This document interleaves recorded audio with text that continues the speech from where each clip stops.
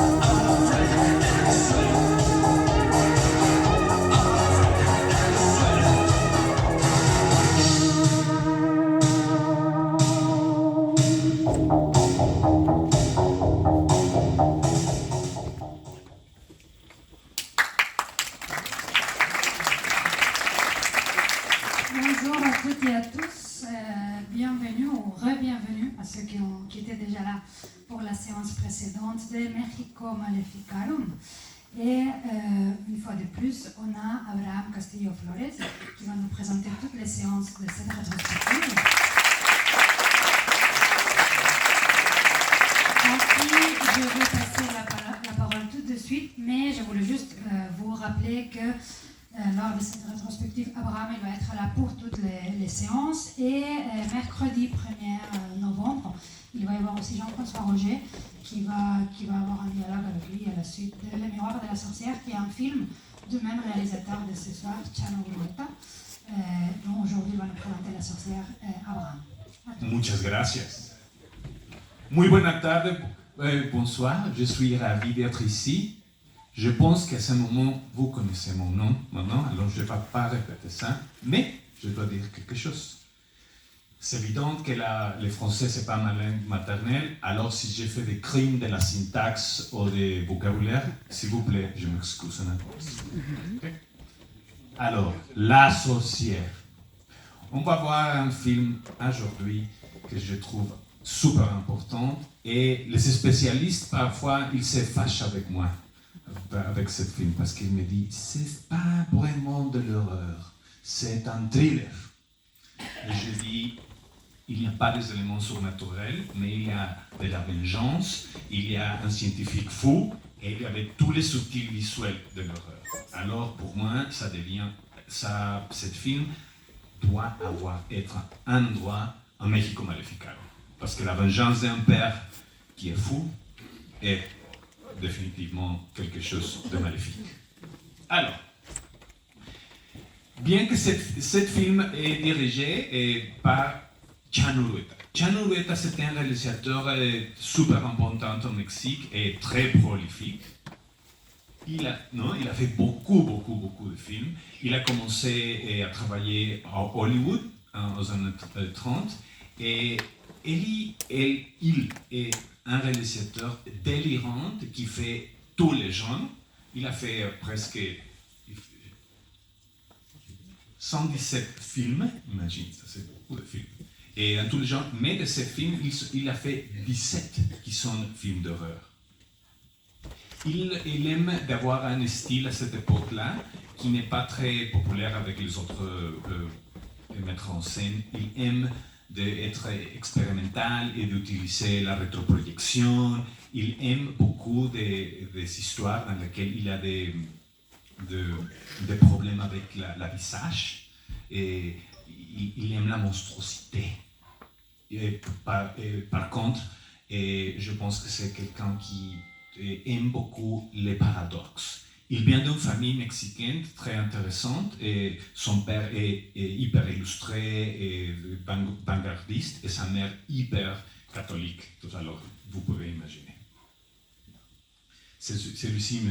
Chano Huerta. Chano Huerta aussi était le premier metteur en scène qui mélange le cinéma de luchadores et le cinéma. C'est pas le premier avec le terreur, mais la Bestia Magnifica, c'était le premier exemple de quelqu'un qui utilise le monde de la lucha pour une histoire cinématographique. Dans les années 30, M. Einstein vient au Mexique, il tourne Que Viva Mexico, que c'est un projet maudit. Mais il a une assistante, M. Chano Urueta, là-bas. Et il a appris quelques leçons, je pense, très importantes. Et il est ici avec le peintre Siqueiros. Siqueiros était de la famille Urueta et Einstein a demandé qu'il veuille connaître le peintre, alors M. Urueta le prend. Et bien qu'il a fait beaucoup de films dans les dernières années, il ne peut pas diriger les films, alors il commence à faire de l'actuation. C'était M. Urueta. Il est très bon ami avec John Huston et Sam Peckinpah. Et chaque fois qu'ils sont au Mexique, il écrit un rôle pour lui. Il a des histoires qu'il aimait faire la fête ensemble, M. Urueta, Sam Houston et Sam Peckinpah.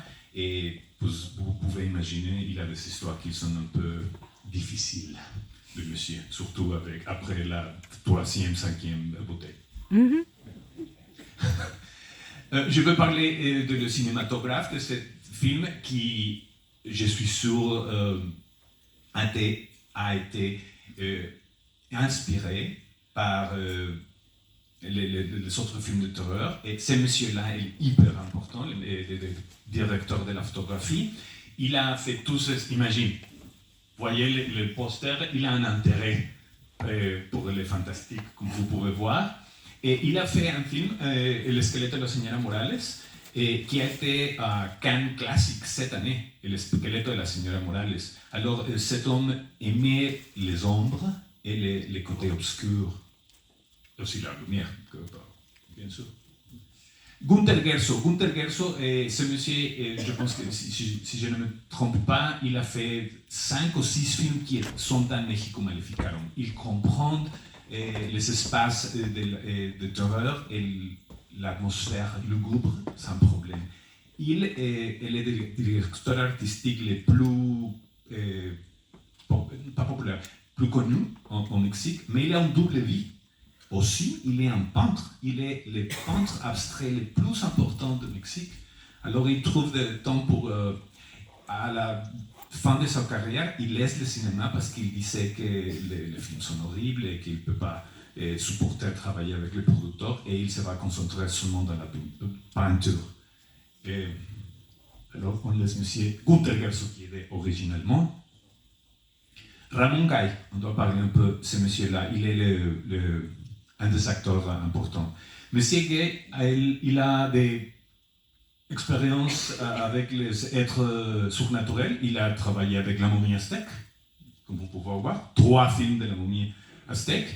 Et il est très connu aussi dans des thrillers et il est populaire. Mais il était tué par les époux jaloux d'un de ses amis. Et ça a donc un fin tragique à son carrière. Mais je pense qu'il est une élégance très, très impressionnante. Il est très bien dans ce film.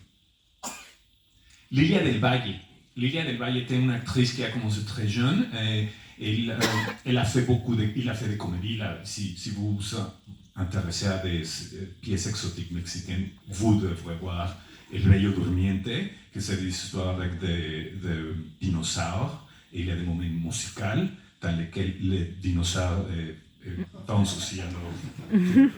Les effets spéciaux ne sont pas Industrial Light and Magic, bien sûr, mais ils sont très bons. Non? Ils ont de l'amour. Et un détail important, 3 mois avant le tournage de ce film, Madame del Valle était dans un accident automobilistique et il était blessé dans son visage.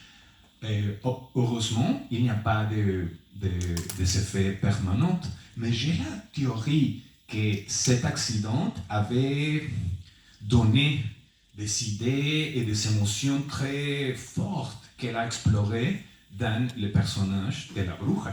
Parce qu'elle dit que l'expérience du maquillage a été très très difficile. Et on doit dire, ce film a une des meilleures caractérisations de maquillage dans l'histoire du cinéma mexicain.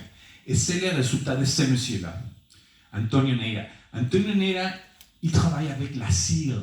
C'est pas le latex, c'est pas des autres choses, c'est cire. Il vient d'une famille qui a développé l'art de la cire, pas seulement au Mexique, mais toute Amérique latine. Et sa famille faisait des personnages de cire pour le musée à Hollywood. Et aussi, ils ont commencé 3 différents musées de cire en Mexique. Il a fait les effets spéciaux en cire pour un film de Buñuel qui s'appelle La vie criminelle d'Archibaldo de la Cruz. Et aussi pour le film La montagne sagrada, la montagne sacrée de Jodorowsky.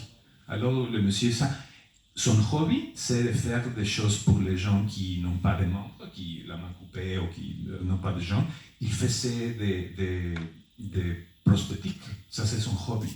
Alors, il y a des gens qui disaient que ce film, c'était très important pour lui, pour qu'il peut travailler avec la déformation del visage. Alors, j'espère que vous profiterez de ce film, que vous aimiez et vous va connaître les obsessions de Chano Urueta.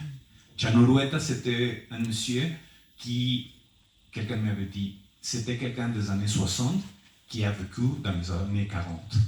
Quelqu'un de vanguarde.